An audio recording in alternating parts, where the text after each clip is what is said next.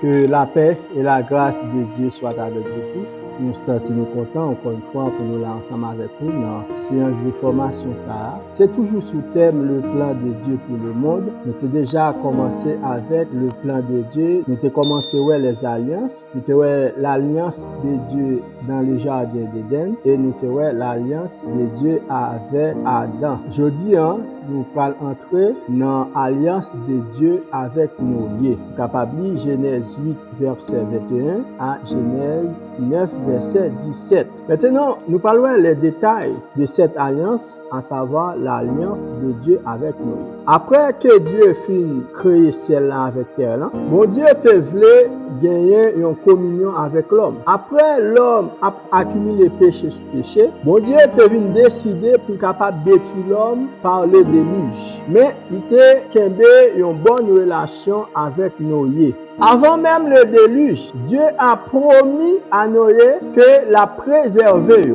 Non seulement il promet à Noé la préserver, mais il promet à Noé la préserver famille et un père dans chaque bête sous la terre. Nous capable lire Genèse 6 verset 18 à 22. Mais j'établis mon alliance avec toi, tu entreras dans l'arche, toi et tes fils, ta femme et les femmes de tes fils avec toi. De tous ceux qui vivent de toute chair, tu feras entrer dans l'arche 2 de chaque espèce pour les conserver en vie avec toi. Il y aura un mâle et une femelle. Des oiseaux selon leurs espèces, du bétail selon leurs espèces, et de tous les reptiles de la terre selon leurs espèces. 2 de chaque espèce viendront vers toi, pour que tu leur conserves la vie. Et toi, prends de tous les aliments que l'on mange, et fais-en une provision auprès de toi, afin qu'ils te servent de nourriture ainsi qu'à eux.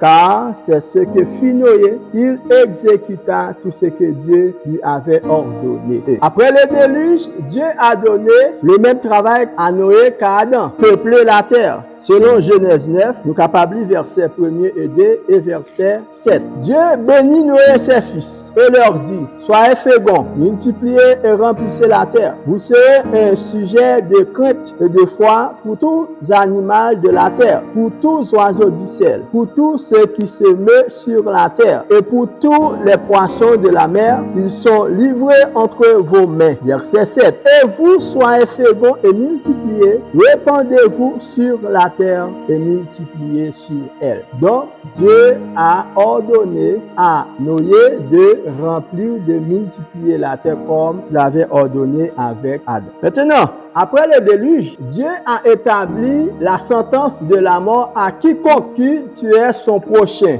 Dieu a établi la sentence de la mort contre quiconque tuait son prochain dans Genèse 9, le verset 5 et 6. Sachez-le aussi, je demanderai le sang de vos âmes. Je le demanderai à tout animal et je demanderai l'âme de l'homme à l'homme qui est son frère. Verset 6. Si quelqu'un verse le sang de l'homme, par l'homme son sang sera versé. Car Dieu a fait l'homme à son image. Dieu a établi ce principe que depuis un monde tue un monde, que comme sentence, il doit mourir aussi. Il ne faut pas oublier que c'est la confiance en Dieu qui est à la base de cette relation de l'homme avec Dieu. Donc Noé avait témoigné et sa confiance en obéissant à Dieu. Nous sommes capables de voir ça dans Genèse 6, versets 8 et 22.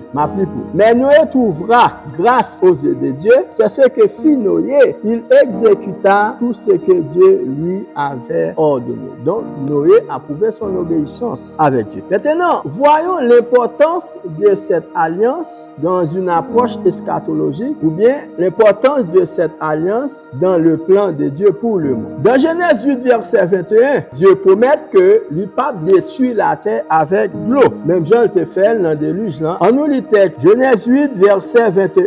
L'Éternel sentit une odeur agréable. Et l'Éternel dit en son cœur, je ne maudirai plus la terre à cause de l'homme, parce que les pensées du cœur de l'homme sont mauvaises dès sa jeunesse, et je ne frapperai plus tout ce qui est vivant comme je l'ai fait. Donc Dieu avait promis que pour ne pas jamais détruire la terre par le déluge. Donc il faut dire que puisque Dieu a promis qu'il ne va pas frapper la terre avec le déluge, donc nous sommes capables d'attendre et jugement bon Dieu est capable de venir sous l'autre forme. Après le déluge, les trois fils de Noé forment les trois grandes divisions des peuples de la terre. On appelle Genèse 9, verset 19 et Genèse 10, verset 32. Ce sont là les trois fils de Noé et c'est leur postérité qui peupla toute la terre. Genèse 10, verset 32. Telles sont les familles des fils de Noé selon leur nation et c'est d'eux que sont sorties les nations qui se sont répandues sur la terre après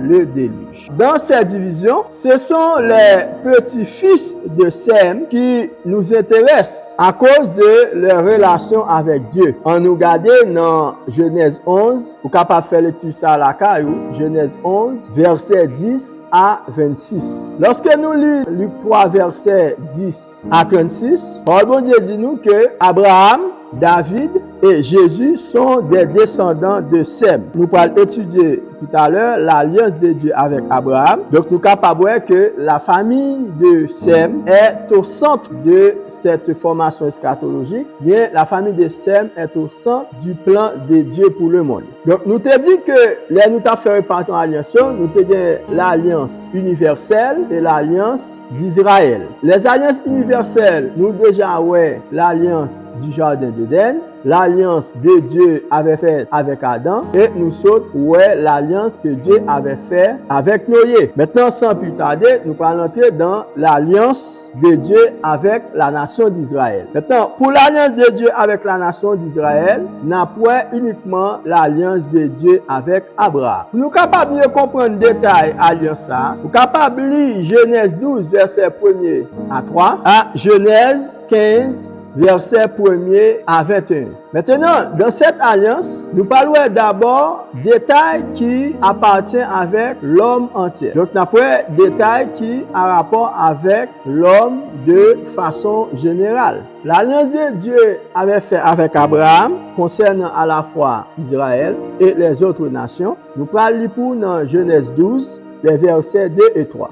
Je ferai de toi une grande nation. Je te bénirai, je rendrai ton nom grand et tu seras une source de bénédiction. Je bénirai ceux qui te béniront et je maudirai ceux qui te maudiront. Et toutes les familles de la terre seront bénies de toi. Même lorsque Dieu travaillait avec le peuple d'Israël, il utilisait ce peuple afin que le peuple d'Israël soit une source de bénédiction pour les autres nations. Il faut que nous disions que c'est par la nation d'Israël que Dieu pourra le servir pour capable de renverser le fait du péché avec la crucifixion de Jésus. Donc, nous sommes capables de dire que Dieu servit le peuple d'Israël comme étant pont entre les autres nations et Dieu. Maintenant, on nous a des détails qui ont rapport maintenant avec le peuple d'Israël. Nous toujours dans l'alliance que Dieu avait fait avec Abraham. C'est avec l'alliance que relation bon Dieu avec Abraham va débuter, ainsi que ses petits-fils. Donc, nous sommes capables à travers la Bible, l'alliance ça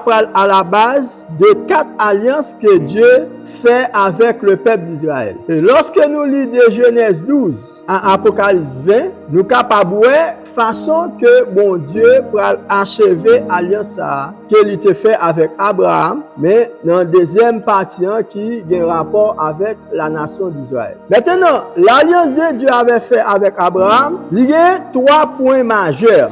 Premier, il y a un rapport avec Abraham. Deuxièmement, concerner le pays et la nation d'Israël. Et troisièmement, parlez-nous de bénédictions pour tout le monde. Donc, il est clair que Dieu te dit, Abraham, que toute la terre sera bénie à partir de lui-même. Dans Genèse 24, verset 1er et verset 35, vous êtes capable de voir que Dieu te promet avec Abraham en pile bénédiction. Genèse 24, verset 1er. Abraham était vieux, avancé en âge, et l'Éternel avait béni Abraham en toutes choses. Verset 35. L'Éternel a comblé de bénédictions mon Seigneur, qui est devenu puissant. Il lui a donné des brebis et des bœufs, de l'argent et de l'or. alors des serviteurs et des servantes, des chameaux et des ânes, comme Dieu avait promis à Abraham. Donc, lui bénit de toute richesse. Et non seulement Dieu te bénit de toute richesse, mais Dieu te promet avec Abraham que Abraham a devenu le père d'une multitude de nations. Nous sommes capables d'avancer pour nous dire que Isaac, c'est petit que bon Dieu t'a pris Abraham avec Sarah, et Ismaël, c'est petit que Sarah te demandait avec Abraham pour te coucher avec servante. Ismaël, qui pourra devenir celui des Arabes. Isaac, c'est le père d'Israël, que la nation d'Israël qui n'a parlé, et puis les Arabes, ils prennent les descendants d'Ismaël. Donc Dieu avait promis à la nation d'Israël que l'affaire est devenue une grande nation, et il te promet que la bayo terre de Canaan. En lit un passage, on a capable Josué 1er, les versets 1er à 5. Après la mort de Moïse, serviteur de l'Éternel, l'Éternel dit à Josué, fils de nous, serviteur de Moïse, Moïse, mon serviteur, est mort. Maintenant, lève-toi, pars ce Jourdain, toi et tout ce peuple, pour entrer dans le pays que je donne aux enfants d'Israël. Tout lieu que tu fouleras la plante de vos pieds, je vous le donne, car je le dis à Moïse. Vous aurez pour territoire depuis le désert et le Liban jusqu'au grand fleuve, le fleuve de l'Euphrate, tout le pays des Hétiens, et jusqu'à la grande mer vers le soleil couchant. Nul ne tiendra devant toi. Tant que tu vivras, je serai avec toi, comme j'étais avec Moïse. Je ne te délaisserai point, je ne t'abandonnerai point. Amen. Et enfin, nous sommes capables de dire en plus que dans la promesse que Dieu fait avec Abraham, non? Dieu promet que la bénie, tout le monde sur la terre, pourra le bénir par le biais de Jésus-Christ. En livre Galates, chapitre 3, versets 14 et 15. Afin que la bénédiction d'Abraham est pour les païens, son accomplissement en Jésus-Christ, et que nous recevions par la foi l'Esprit qui avait été promis. Frère, je parle de la manière des hommes. Un testament en bonne forme, bien que fait par un homme, n'est annulé par personne et personne n'y ajoute. Donc il est clair que toutes les nations sur la terre seront bénies par le biais de Jésus. Donc nous sommes capables de dire que promesse ça a été faite avec Abraham. Après, Dieu pourra faire même promesse ça ensuite avec Isaac. Il pourra faire promesse ça encore avec Jacob. Nous sommes capables de dire même Joseph, il était au courant de l'alliance et il était saisi importance alliance là par rapport avec promesse que Dieu te fait que la terre de Canaan. N'a plus pour Genèse 50 versets 24 et 25. Joseph dit à ses frères, je vais mourir, mais Dieu vous visitera et il vous fera remonter de ce pays-ci dans le pays qu'il a juré de donner à Abraham, à Isaac et à Jacob. Joseph fit jurer les fils d'Israël en disant, Dieu vous visitera et vous fera remonter mes eaux loin d'ici. Nous sommes capables de dire non, une alliance, il faut bien des conditions pour les deux parties parce que son contrat, deux parties qui engagent, il y a des engagements. Mais dans le cas de l'alliance de Dieu avec Abraham, quelle que soit réaction l'homme, eh bien, Dieu toujours qu'il y a des promesses, il était toujours qu'il y a des contrats ça qu'il peut signer avec Abraham. Et dans le contrat ça, lorsque nous lisons dans Genèse 15, c'est seulement Dieu qui bat exigence. Mais lorsque yon alliance signé, vous pas capable ajouter rien une fois que tous deux parties au chita et signé alliance. Nous capables comprendre ça dans Genèse 3 verset 15, lorsque bon Dieu dit que petite femme là vient pour lui écraser tête Satan. Donc vous capable comprendre accomplissement ça va le faire dans le millénium. Ça veut dire que ça a accompli quand même Jean littéralement dit ça dans le temps d'Abraham. Dans Hébreux 6 verset 13, donc base alliance ça c'est la fidélité de Dieu. Lorsque Dieu fit la promesse à Abraham, ne pouvant jurer par un plus grand que lui, il jura par lui-même.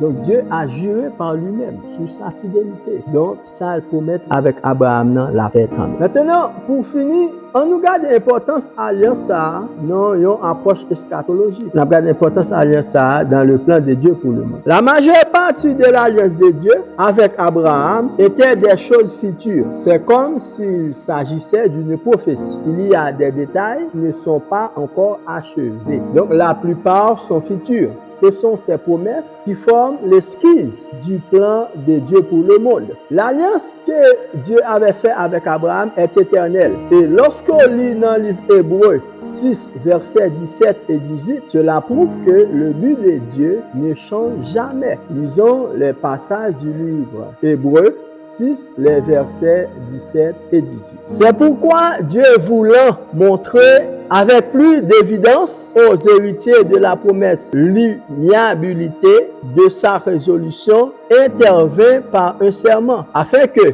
par des choses immuables, dans lesquelles il est impossible que Dieu mente, nous trouvions un puissant encouragement, nous dont le seul refuge a été de saisir l'espérance qui nous était proposée. À cause de la promesse de cette alliance, Dieu doit préserver, changer et restaurer le peuple d'Israël. Malgré le péché du peuple d'Israël, Dieu ne l'exterminera pas totalement. Nous sommes capables de lire pour dans Jérémie 30, le verset 11. Car je suis avec toi, dit l'Éternel, pour te délivrer. J'exterminerai toutes les nations parmi lesquelles que je t'ai dispersé. Mais toi, je ne t'exterminerai pas. Je te châtierai avec équité. Je ne puis pas te laisser impuni. Et comme Dieu avait promis le peuple d'Israël à Canaan pour l'éternité. On y trouve dans Ésaïe 60, verset 21. Il n'y aura plus que des justes parmi ton peuple. Ils posséderont à toujours le pays. C'est le rejeton que j'ai planté, l'œuvre de mes mains pour servir à ma gloire. Non seulement Dieu promet que la ramener peuple pour l'éternité à Canaan, mais peuple Israël vient pour habiter en toute sécurité. M'appli pour Jérémie 32, verset 37. Voici, je les rassemblerai de tous les pays où je les ai chassés, dans ma colère, dans ma fureur et dans ma grande irritation. Je les ramènerai dans ces lieux et je les y ferai habiter en sécurité. Et ça va le faire dans le règne millénaire. Donc, nous sommes capables de dire que il y a l'autre promesse qu'il faut qu'on accomplit. Donc, promesse ça fait partie de ça que nous attendons. Donc, mes frères et sœurs, c'est un plaisir pour nous te avec vous de alliance.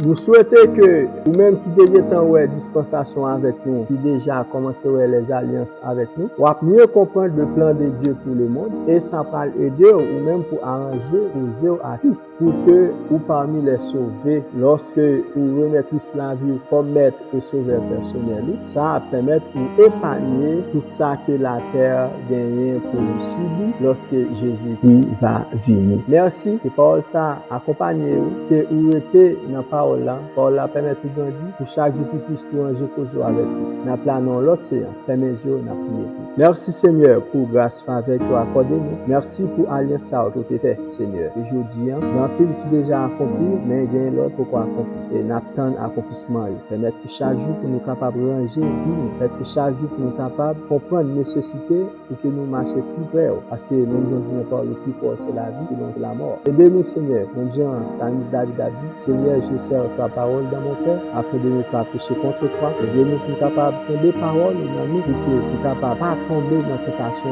mais pour nous résister jusqu'à ce que nous capables de faire ça pour nous. Si péché nous pas bon, bénis chaque monde qui a regardé vidéo ça. Fais-nous grâce, ça qui est malade, ça qui est entravé, ça qui est en bas un pas difficile. Mais nous apprenons, Seigneur, tant que nous sommes capables de sortir victorieux. Fais ça pour nous. Au nom de Jésus que nous prions. Amen. Merci, à la prochaine.